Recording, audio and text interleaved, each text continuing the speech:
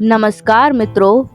तो एक बार फिर तेरे रंग में रंगी सीजन 2 के एक नए भाग के साथ हम आपके सामने हैं। पर आज का भाग शुरू करने से पहले हम कुछ ज़रूरी बात कर लेते हैं। जैसा कि आपको पता है कि हमने इस कहानी को अभी कुछ समय पहले शुरू किया है, इसलिए हमें आप सभी के सहयोग की बहुत ही आवश्यकता है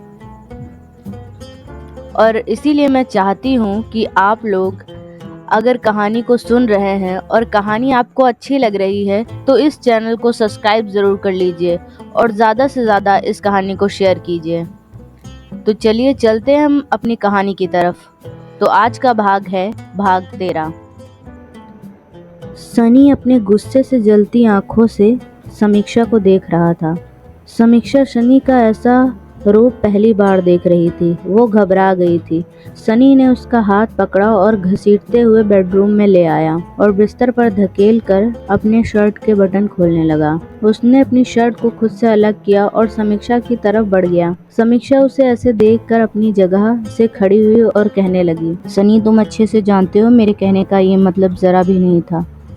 समीक्षा ने कहा तो सनी ने उसके दोनों हाथों को अपने हाथों में जकड़ लिया और बेड पर जबरदस्ती लिटाते हुए कहा, क्या मतलब है क्या नहीं, अब ये सब सुबह होगा, अभी वो होगा जो तुम चाहती हो। क्यों, यही तो चाहती थी तुम, तो अब डर क्यों रही हो। समीक्षा ने सनी के ऐसे करने पर उसे खुद से दूर करते हुए कहा, सनी, तुम जो सोच रहे हो मेरा वो मतलब बिल्कुल नहीं था। ये कहते हुए उसकी आंखों में आंसू भर आए तो सनी समीक्षा की आंखों में आंसू देखकर अपने हाथों की मुट्ठियां बांध लेता है और एक झटके से बेड से उठकर बालकनी में चला आता है। समीक्षा उसे वहां से जाता देख एक चैन की सांस लेती है और खुद से कहती है, सनी, तुम क्यों नहीं समझते हो, मुझे तुम्हारा प्यार चाहिए, पर ऐसे ज़बरदस्ती नहीं, तुम्हारी मर्जी से। दूसरी तरफ रात के 2 बजने को आए थे पर राघवेंद्र अभी भी कमरे में नहीं आया था। ऋषिका को आज राघवेंद्र से ऐसी उम्मीद नहीं थी। शादी की पहली रात ही उसका ऐसे कमरे में न आना ऋषिका को अंदर ही अंदर कुछ गलत होने का अंदेशा दे रहा था। वो बिस्तर पर बैठे राघवेंद्र का इंतजार कर रही थी। उसकी आंखों में नींद तो थी, पर राघवेंद्र के कमरे में न आने से उसकी आंखों से जैसे नींद उड़ सी गई थी। उसके दिमाग में बार बार गुरुजी की कही हुई बात ही आ रही थी। तभी कमरे के दरवाजे पर दस्तक होती है। ऋषिका अपनी जगह से खड़ी होती है और कमरे का दरवाजा खोलती है।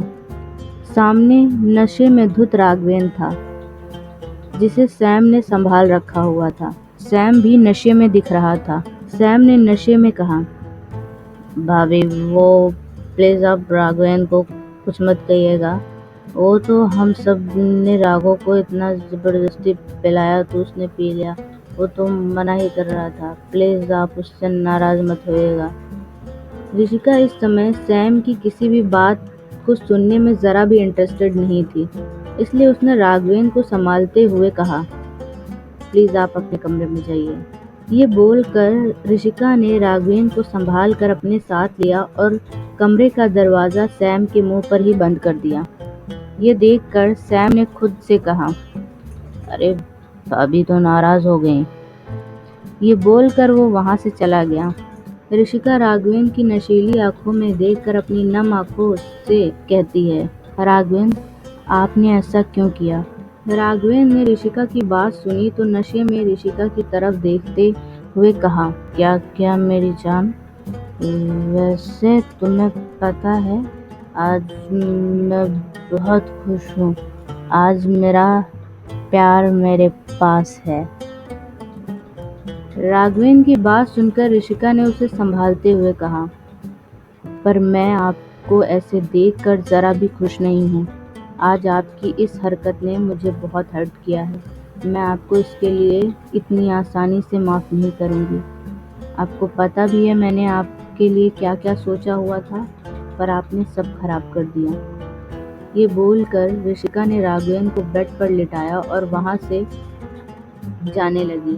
राघवेंद्र ने इस समय शर्ट पैंट पहन रखी थी। ऋषिका ने उसे लिटाने के बाद उसके जूते उतारे और फिर उसके सिर के पास आकर उसकी वॉच और फ़ोन निकालकर साइड टेबल पर रख दिया। वो ये सब रख कर वहाँ से जाने लगी तो अचानक ही राघवेंद्र ने उसका हाथ पकड़कर अपने पास खींच लिया और बड़ी मासूमियत के साथ कहा, क्या हुआ, तुम मुझसे नाराज़ हो? इस पर ऋषिका ने कहा, बहुत। ये बोलकर वो उससे अपना हाथ छुड़ाकर वहाँ से जाने लगती है तो राघवेंद्र ने उसे फिर से अपने करीब खींच लिया और उसे बेड पर लेटाकर उसके ऊपर आते हुए कहा, सॉरी ऋषो, अब से ऐसी गलती नहीं होगी। सॉरी कि मेरी वजह से तुम्हारा आज का प्लान खराब हो गया। सॉरी उन सभी गलतियों के लिए जो मैंने की थी और जो आगे शायद मुझसे होंगी, पर प्लीज़ मुझे छोड़कर मत जाना। मैं तुमसे बहुत प्यार करता हूँ। तुम कहोगी तो मैं तुम्हारे उस दोस्त से भी कुछ नहीं कहूँगा, पर प्लीज़ तुम मुझसे दूर मत जाना। राघवेंद्र ने ये सब जितनी मासूमियत से कहा था, उसके बाद ऋषिका उससे नाराज़ क्या, गुस्से में कुछ कह भी नहीं सकती थी। ऋषिका ने देखा राघवेंद्र को शादी के बाद भी ये डर था कि ऋषिका उसे छोड़कर कहीं जा सकती है, इसलिए ऋषिका ने उसके चेहरे को अपने हाथों में थाम कर कहा, किसने आपसे कहा कि मैं आपको छोड़कर जा रही हूँ? मैं आपको कभी छोड़कर नहीं जाऊंगी, कभी भी नहीं। आप कहेंगे भी तब भी नहीं। पर अब आपको कल मेरा गुस्सा भी देखना होगा, क्योंकि आपने मेरा दिल दुखाया है और मैं आपको इतनी आसानी से माफ़ नहीं करने वाली, इसलिए हटिए मुझ पर से। ये बोलकर ऋषिका उसे धक्का देकर खुद से दूर करती है और उठकर जाने लगती है तो राघवेंद्र एक बार फिर उसका हाथ पकड़ लेता है और खड़े होकर कहता है, वैसे ऋषु, आज हमारी फर्स्ट नाइट है तो हमें सब भूल कर आज की रात।